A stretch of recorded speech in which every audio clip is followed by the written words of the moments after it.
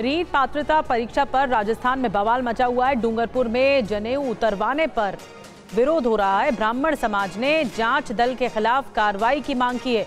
कई परीक्षार्थियों के हाथ का कलावा भी काटा गया है। एक लड़की की नोज पिन के ऊपर टेप तक लगा दी गई, जिसके बाद बवाल मचा। महिला कैंडिडेट्स के दुपट्टे बाहर रखवाए गए परीक्षा से पहले। तो देखिए, तस्वीरें वाकई चौंका देती हैं। अजीब मामला सामने आया है कि परीक्षा देने परीक्षार्थी आए हैं, लेकिन जनेऊ उतरवाया गया, कलावा हटवाया गया, दुपट्टा रखवाया गया। नोज पिन पहनी हुई थी एक लड़की ने, वो हटा के टेप से उसे छिपाया गया। ये मामला सामने आया है। तो डूंगरपुर में ये कैसी परीक्षा, आपको 4 तस्वीरें एक साथ दिखा रहे हैं। ध्वज, इस मामले में प्रशासन क्या कह रहा है? ये तस्वीरें सामने आ चुकी हैं, परीक्षार्थियों ने जरूर हंगामा किया है।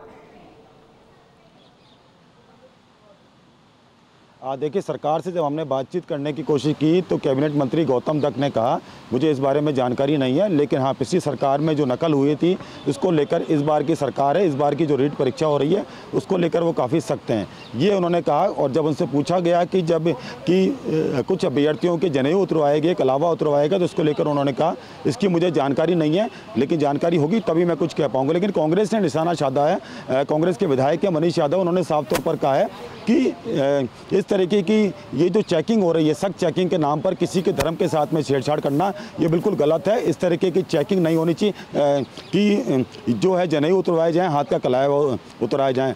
ये तस्वीरें जो निकलकर सामने आ रही हैं, इसमें आप देख सकते हैं कि कुछ महिलाएं थीं, उनके कुर्ते के जो बटन थे उनको भी निकाला गया, उनको भी तोड़ा गया, और कुछ महिलाओं ने अपनी जीन्स की बटन है वो उन्होंने खुद ही काट ली। यानी कि इस तरीके से मंगलसूत्र तक जो है उतरवाई गए। ये पता चल पा रहा है ये सारी चीजें किसके आदेश पर की गई, किस अधिकारी या किसके निर्देश पर यह सब कुछ किया गया, और क्या यही प्रक्रिया हर जगह हर सेंटर पर अपनाई गई या किसी खास सेंटर पर यह किया गया?